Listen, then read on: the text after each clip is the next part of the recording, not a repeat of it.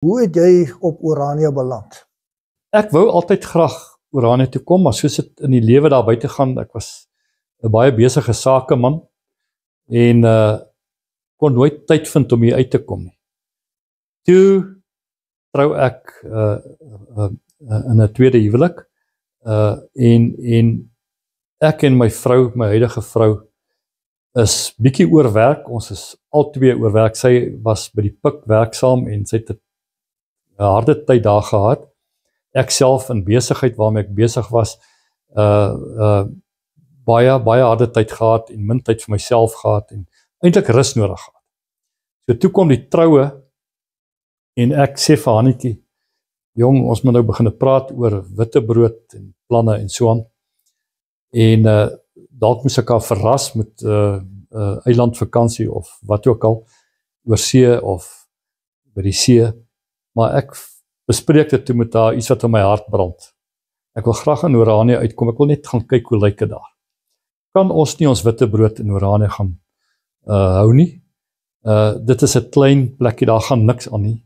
Dit is doodstil. Jy gaan niks sien nie, jy gaan niks beleef nie, maar ons gaan rus, ten minste gaan ons rus. Ek hou van 'n leesvakansie, my lekkerste vakansie is ek kan gaan in 'n geskiedenisboek of 2, want dis al wat ek lees is geskiedenis en politiek, saamvat in 'n boekie of 2 deurwerk. Dis vir my rus, dis vir my lekker, dis my ontspanning. Hoe sal dit met jou afgaan? Toe sê my vrou vir my, aanstaande bruid vir my, dit sal 100% vaar reg wees, want sy het ook rus nodig, sy wil ook net niks doen nie, sy wil nie baie goeders doen nie, sy wil net rus. En so het ons gekom en ons was toe nou die eerste huwelikspaar op Oranje, wat hier kom witbrood, 'n witbroodspaar wat hier kom witbrood hou het. En ons het daar in die ou herberg ingeboek, by Renestein daai tyd nog, en ons het ons paar dae hierso in Oranje gevier. En so het ek Oranje leer ken, en toe ons hier wegry, toe het ons in gedagte om 'n eiendom te koop, wat ons ook toe binne enkele weke daarna gedoen het. Watter jaar was dit, Christo? 1999. 1999. Ja, so. Sedert daai tyd het ons hier betrokke geraak en gebly.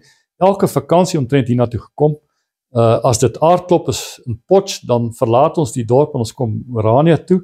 En my vriend hierso, Frans, het daar by ons huis gaan bly, dan gaan hy aardklop toe, so het ons, jy weet so, ons het al hier van Potch af vertrek vir 'n seevakansie by Hartenbos, en dan is die plan, die gebruik altyd om in Oranje oor te slaap, en dan kom ons hier in Oranje, en dan is dit vir ons so lekker, dat ons nie eers verder gaan see toe nie, ons bly sommer hier so Desember vakansie, klaar geboek daar, so Oranje was in ons harte, was in ons bloed, dit was ons liefde, dit was vir ons baie spesiaal, van die dag 1 af was ons verlief op hierdie plek.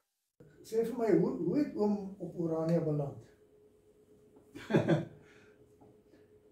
Ja, dis 'n interessante ding. Ek wil net dadelik sê, kyk, Oranje weet jy self so goed, ek hoor nou die jong manne vertel dit nou elke keer gedurig.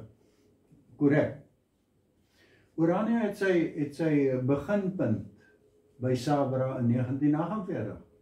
Dit was die jaar waar die Nasionale Party, en toe het, en dit was nie 'n politieke ding nie, die Sabra was nie 'n politieke skepping nie, dit was van alle plekke, Stellenbosch, waar hy geskep is, en dit was uit en uit 'n kerklike, teologiese, Christelike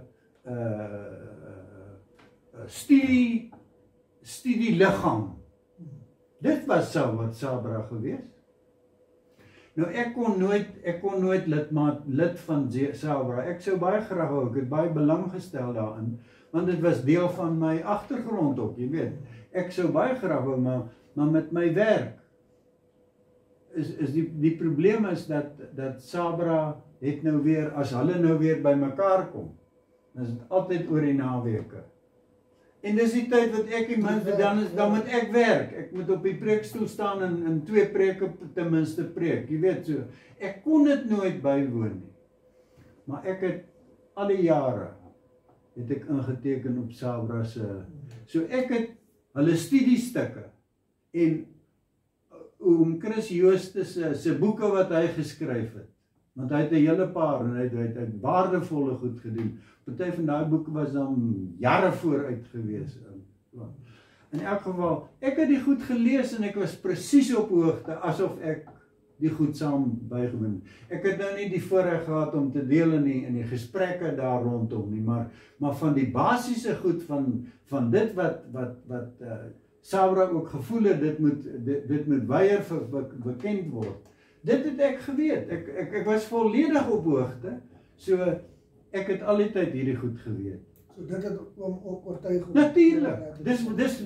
Dis die beginsel van die ding wat my hier het, is om geen ander rede nie. Karl het, laat ek jou dit maar die interessante stukkie geskiedenis vertel. Karl het geweet dat ek 'n huis verkoop het. En daai huis was op daai stadium toe hy my bel. Eintlik het hy my nie, hy het dan eers gepraat, maar toe het hy vir Anna laat praat. Want hy bel my toe een aand, toe ek al in Middelburg. Toe sê hy vir my, jong, ons het 'n dorpie gekoop. Jy moet jou geldjies bring en jy moet vir ons kom help. Ek sê, dit sal die dag wees. Ek en Karel gedurig. Ek het toe, nou jy weet, hoe voel ek oor emosioneel en sentimenteel oor Doringfontein? Dis my hart. En ek het toe geweet van my een oom, my pa se broer wat net jonger is, my pa is weer. Hy het 3 kinders gehad. En die 3 kinders is 2 seuns en 'n dogter. Maar die 2 seuns het elkeen het hulle eie ding en die dogter ook en hulle stel nie belang in boerdery nie en hulle stel ook nie eintlik belang. Hulle kom amper nooit die laaste nadat die pa ma dood is. Hulle lê ook daar begrawe Doringfontein. Laat my pa my ma. Want hulle is ewe oud. Ten minste hy is net so bietjie jonger as my pa. En dis die oom en tannie is toe nou al 2 dood. En die kinders stel nie belang nie en hulle besluit hulle wil verkoop. En ek was te bly. Want die dam wat ek jou van vertel het, wat my oupa nog uitgedra het uit die is daar. En daai kerk begrafplaas met sy 6 geslagte is op daai 2 belangrike goed is op daai plaas. En ek het jy sentiment ek wou daar, ek het al klaar met hulle gereël gehad.